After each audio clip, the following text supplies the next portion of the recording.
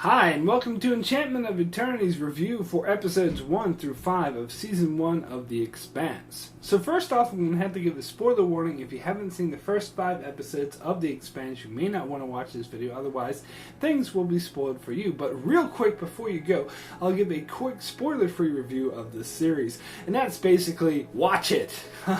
About a decade ago, the Sci-Fi Channel stopped its quality programming such as Battlestar Galactica and Stargate to focus on cheap, crappy reality TV type TV shows, and the channel since then has pretty much sucked.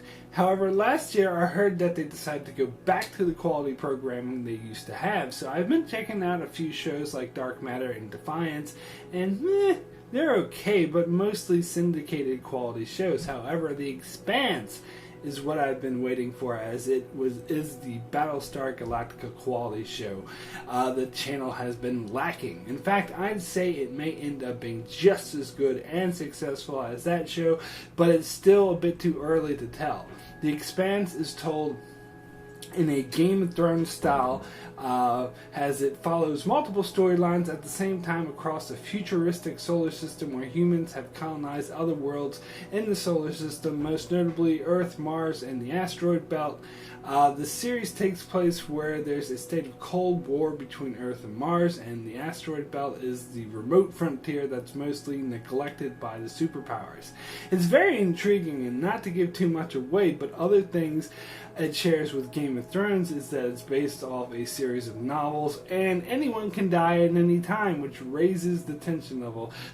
So that's it for my spoiler-free section, so if you have not seen this show yet, go watch it now and then come back. So I just found this show now and decided to do weekly episode reviews, as I'm trying to do a lot more of that in 2016. And I'm going to start by getting caught up on the first 5 episodes.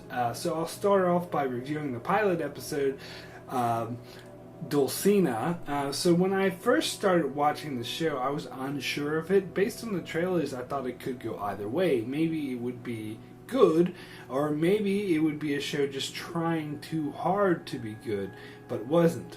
I was actually thinking the second possibility was more likely, even halfway through this episode, but by the end of it, I was totally blown away.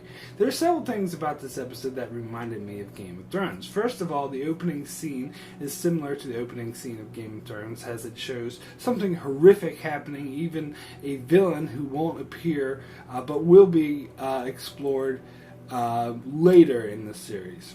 And of course the storyline thing, and then the ending of this episode where the ship blew up. They introduced these characters as if they would be important for the rest of the series, like the Navigator and the Captain, and most importantly the XO, played by Jonathan Banks.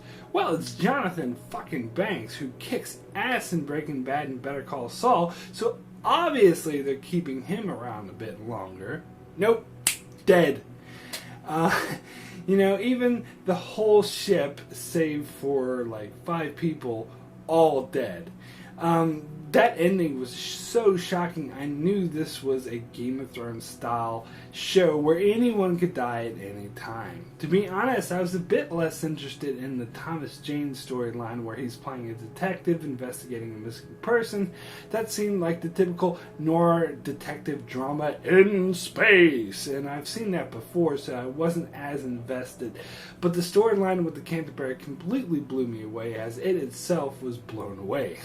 Also, I gotta say, I've also been interested in seeing a science fiction show set in the not too distant future where, rather than exploring the galaxy, humans have colonized the solar system and have set up new social political systems based on the colonized world in this system. That hasn't really been done on TV yet, or not even in the movie, and I gave up trying to find a decent book where it's done, because most of the ones I've read were either hard science books, which were boring, or like conservative propaganda. However, obviously, I missed this book, which is what I should have been looking for, and I'm glad they made it into a TV series, which, based on this episode, showed a lot of promise, so my rating for Dulcina out of 10 is an 8, extremely good. So, the next episode was The Big Empty, and it was the storyline of the survivors of the Canterbury trying to survive in their little craft as they ran out of air and tried to repair the communications array. It wasn't the best of stories, but I was really appreciating the pace of the show was setting, as it wasn't blowing through the storyline too quickly, and I wouldn't call this episode filler. It was tense and exciting, and at times explored the characters who survived the destruction of the ship in more depth, where I felt I really got a sense of who they were. And it also explored the other two storylines more, with a detective who would rely on shady tactics to get things done, and his new green partner who seemed a bit naive. And then there was the character of Christian Avasala. Sorry, I can't probably pronounce that wrong. But anyway, the UN agent on Earth, as she tortured people to get information that she wanted, and yet you could tell she had good intentions. You got a real Jack Bauer vibe from her, which is ironic because the show I recognize that actress from is 24, where she played a terrorist's wife one season. But anyway, yeah, this was a solid episode that built on what they had already established, and the tense ending where Holden got that message out that they were being attacked by Mars was just so intense. I loved it. So my rating for The Big Empty is an 8. Extremely good.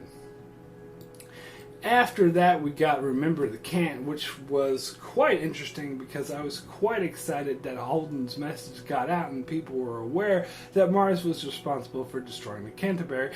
And it was certainly interesting that the repercussions of this had throughout the entire system, as Miller had to deal with riots on Ceres, and Avasala had to play some political games to try to prepare for a full-blown war with Mars. It was certainly intense. And boy, the Martians sure were acting like the bad guys here, weren't they? By trying to turn everyone against each other, saying, oh, she's the spy, no, he's the spy, and so on and so forth. I mean, it was alright, but it got a bit old after a while. So my rating for Remember the Can't is a 7, very good. Next came CQB. And Miller's investigation became more interesting as he started uncovering some huge plot. And Avasala had to deal with more politics on Earth. But who the hell cares about any of that, because the Holden storyline on the Mars military vessel was fucking intense. We learned it wasn't in fact Mars that was responsible for destroying the Canterbury, and some weird, as of yet unknown foe was the ones who destroyed it, and they began to attack the Martian ship. It's funny how the Mars captain was like blowing them off and laughing it off and being like, oh, you puny little ship, you dare attack them, just blow them away. And then they got their ass kicked. It was so intense. And again, the show proves, as Game of Thrones like, where anyone can die, where the medic dude just randomly gets his head blown off. That was such an intense scene, as they had to try to keep themselves alive while their friend's decapitated body was just sitting there. That was just so intense, and how Holden finally managed to convince the Martian dudes to go back for his friends. But I gotta say, I found it a little bit convenient for the plot that all the Canterbury survivors make it to the shuttle okay, but all the Martian dudes die, except for the main guy who lives just long enough to give them control of the ship before dying. That was a bit convenient, but who cares? This episode was awesome.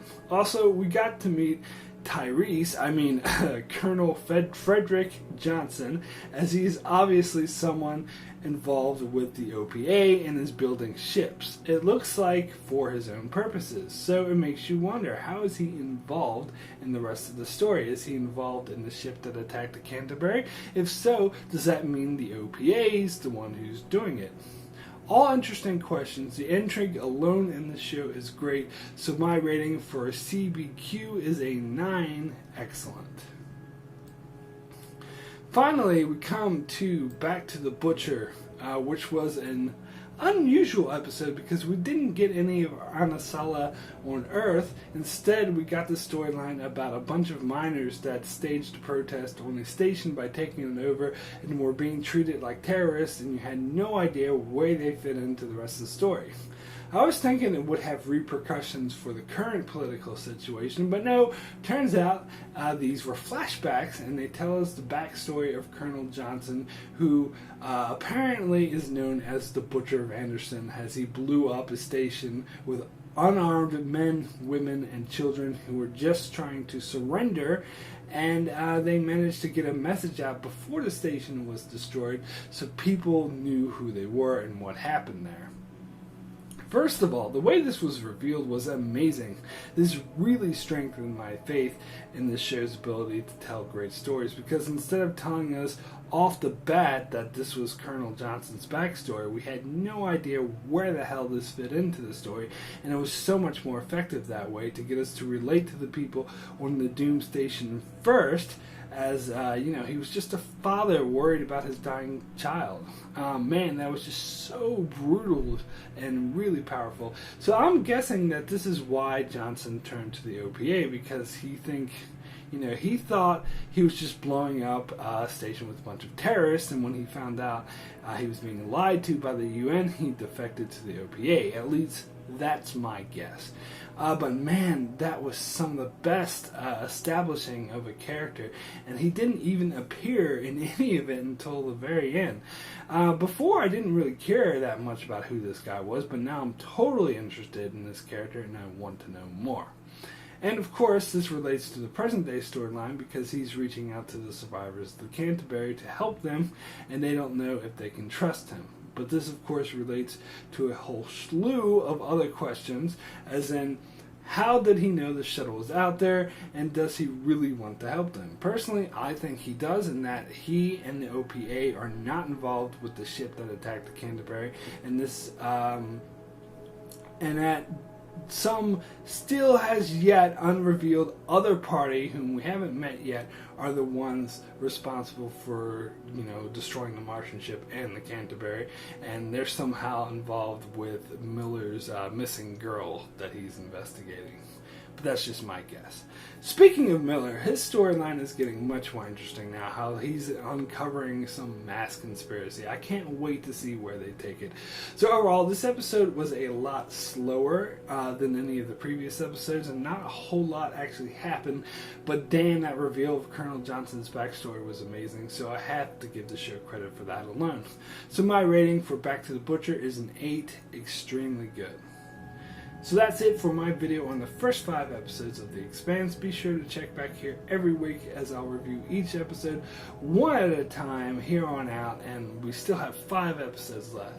Also, be sure to check out my channel for many other videos on topics like Game of Thrones and Star Trek, and also I plan on doing weekly episode reviews of other shows coming up, like The X-Files, The Walking Dead, and Better Call Saul. So be sure to subscribe so you can keep up with all that. And thanks a lot for watching.